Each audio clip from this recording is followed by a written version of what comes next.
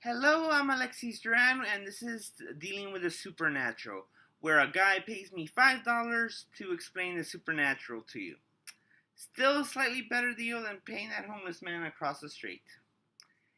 And what are we talking about today?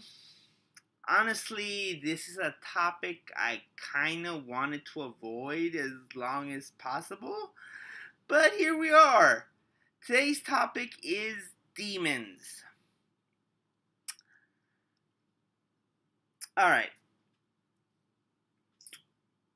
this is a very complicated topic that can often delve into somewhat controversial topics of religion and cultural identities, and it's a big steaming pot of dreidel soup.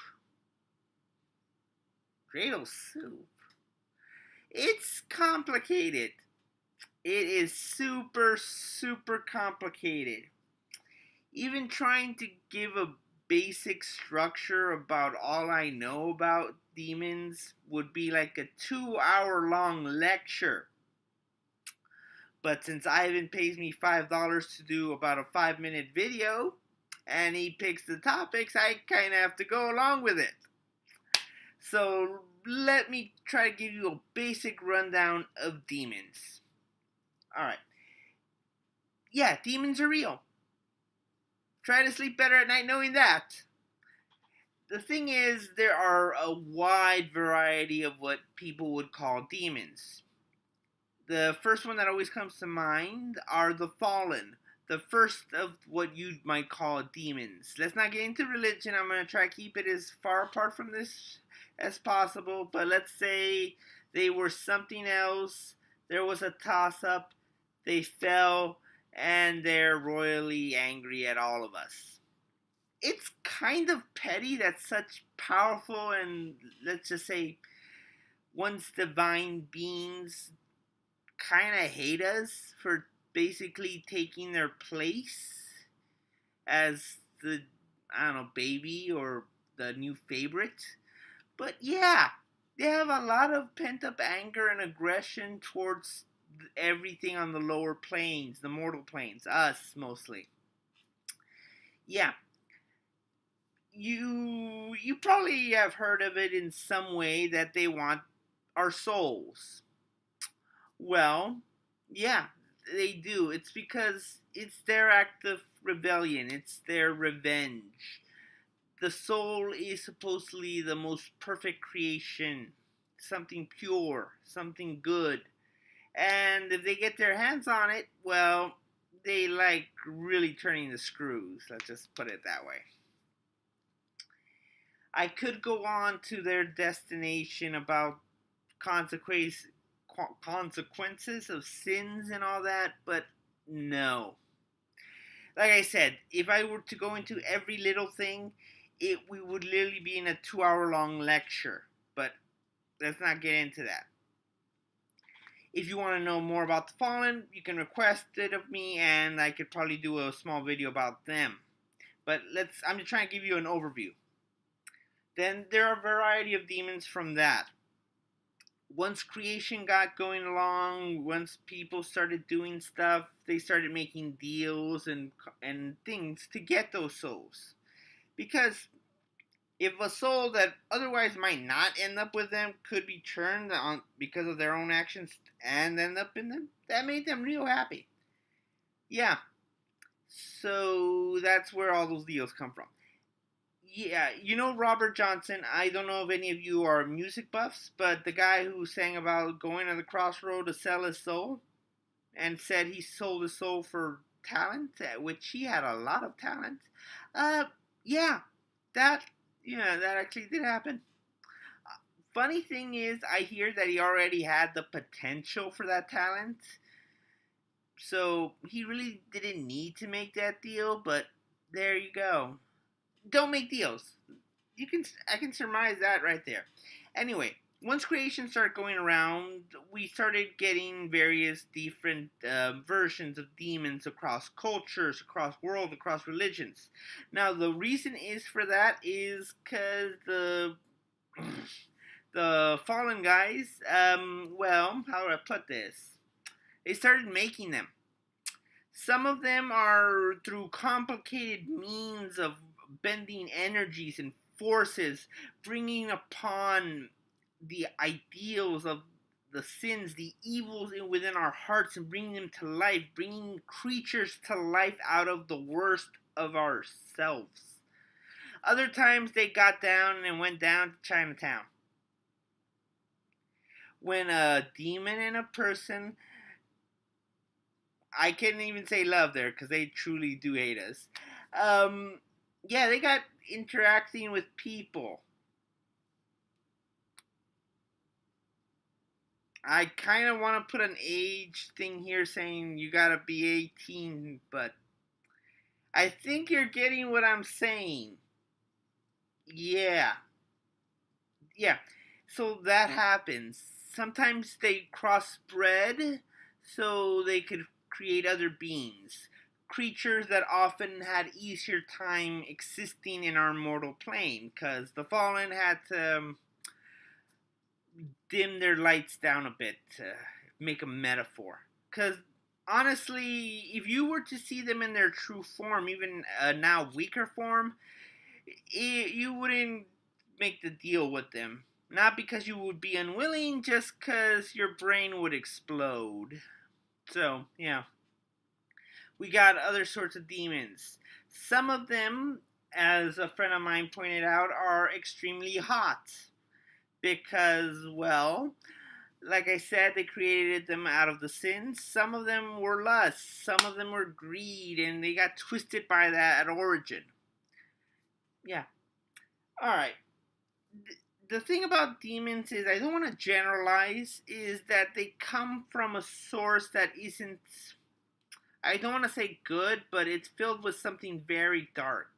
Something angry, something petty, something vengeful, something prideful.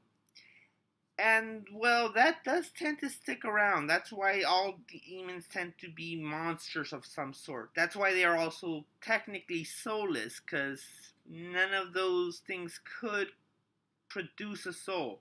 Except for occasionally what I've heard about the crossbreeds with humans. That humanity does give them a little outing where they can develop a soul, where they can decide for themselves if they want to go this path or that path.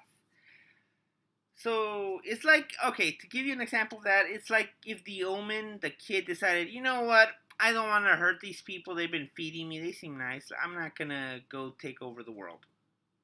Obviously, that would not really make a good story in most points because you want to see that kid terrorize his parents. Honestly, is there a movie or a show where a half the... Yeah, okay. Now I remember one. Now I remember one of a demon hybrid with a soul. I remember that one. Yeah, that was okay. Alright, what else can I tell you about demons? Let's go back to the contract a little bit.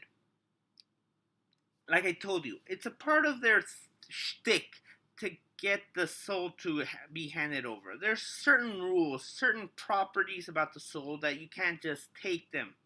Well, more most of the time. It's a whole thing. Anyway, when they can't just like grab the soul. It can if they well, I mean, like I said, you can technically remove the soul. The problem is if that person's still alive and other conditions, they can easily have that soul yanked away from them. So that's where the deals come from. It gives them you're handing over ownership of the soul. Now, this is a topic I really, really try to avoid on this show because it's stupidly dangerous and I don't want to give you guys information which I know some of you will try and use and at least 1% of you might actually get it right. I'm not going to teach you guys how to summon demons. The glasses are off. This is my serious face. Don't summon demons. I know you kids out there in those movies say, oh, that's cool. Watch those movies. Those kids get killed. Like, do I really have to say this so you don't summon demons? Have you seen any of these horror movies in Hollywood? Where do you think that idea comes from where the demon you summon gets invited to your house and kills you? They like terror. If they can't claim your soul or just feel a little lazy, they can terrorize you, wound you, inflict damage onto your soul. And that can, well, it's like a scar. Sometimes they fester. Sometimes, if they don't claim your soul, that festering soul will cause up more damage, turn people darker, make them angrier, and that can claim more souls for them. Because you know when you do something bad, where you end up. Alright.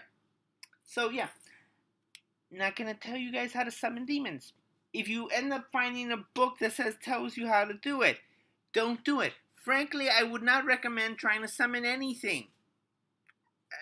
You guys are usually out of your... If you're watching this video, you are probably not in a position where you could learn magic or any of these supernatural forces in an environment with the right teachers and right instruments and right things to properly do it.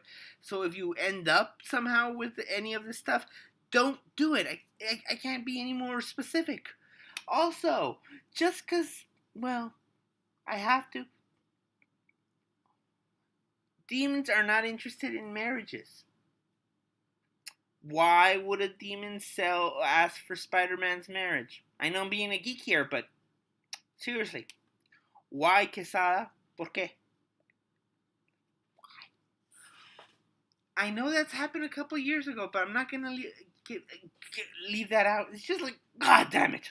All right, so this got rambly. Basic points. Demons come from somewhere. I know where. Demons are real. Don't make deals with demons.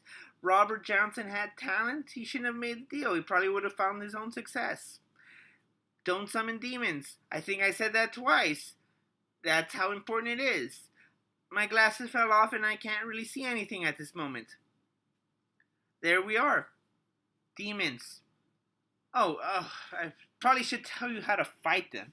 If for some reason you have a demon in your residence, my advice would be to move. You've seen Paranormal Activity. Alright, you can expel demons, but you need an exorcist. A regular priest will usually not do. It may make them dormant, it may just make them angry. Some demons will just go in a sort of hibernation for a little while the priest leaves. And then they'll attack you when your guard is down. What you need is an exorcist. Someone specializing in defeating demons. These guys are kind of hard to come by, because most people don't take them seriously. So, and admittedly, once you got one in your residence, they may latch onto you, so you're kind of screwed. Your real best bet is finding an exorcist and a good one. So, yeah. Demons. Probably a good idea to avoid them. I've been Alexis Duran, and I approve that last message.